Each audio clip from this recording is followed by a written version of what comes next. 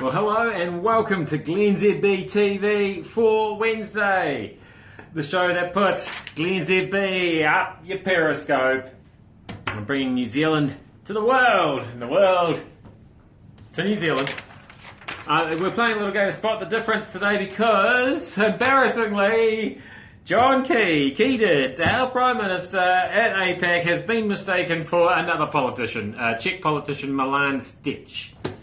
There you go.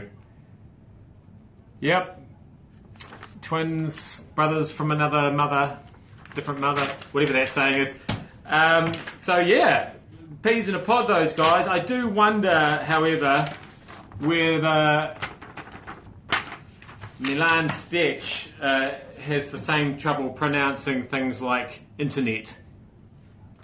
Of course, I heard John Key calling it the internet this morning. I wonder if Stich can say things like texts as opposed to texters.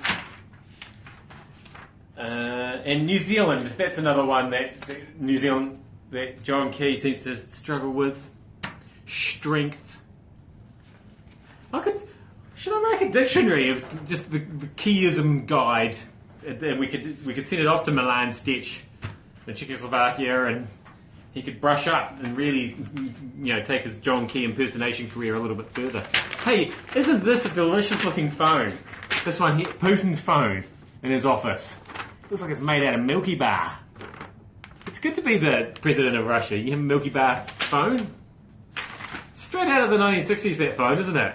I keep seeing these pictures of Putin in his office, and just the decor, the furniture, the sort of electronic devices. Are they electronic? Or is there just sort of a Stalag out the back where people are in big wheels making those things go? I'm not sure. That is a cool phone, isn't it? I agree.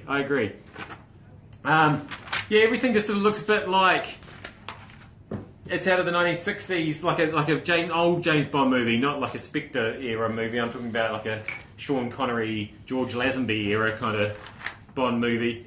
Everything, the decor, haircuts. Funny that, isn't it? It does look. When I see things that are that colour though, I just think Milky Bar, delicious. Now, the United States.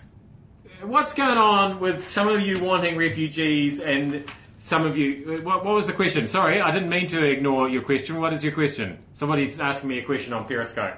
Hopefully they will ask it again. I was too busy looking at Putin's haircut. I'm sorry. I really wasn't ignoring you.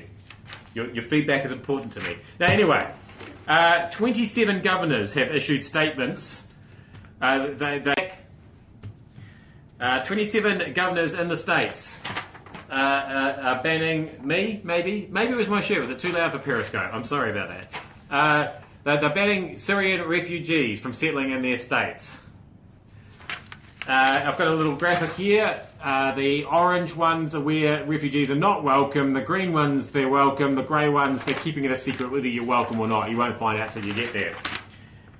And I'm just wondering, there's a problem with this, isn't there? So I guess they can stop those refugees coming in to their state to live there. But then if one lives here, for example, and then drives to here,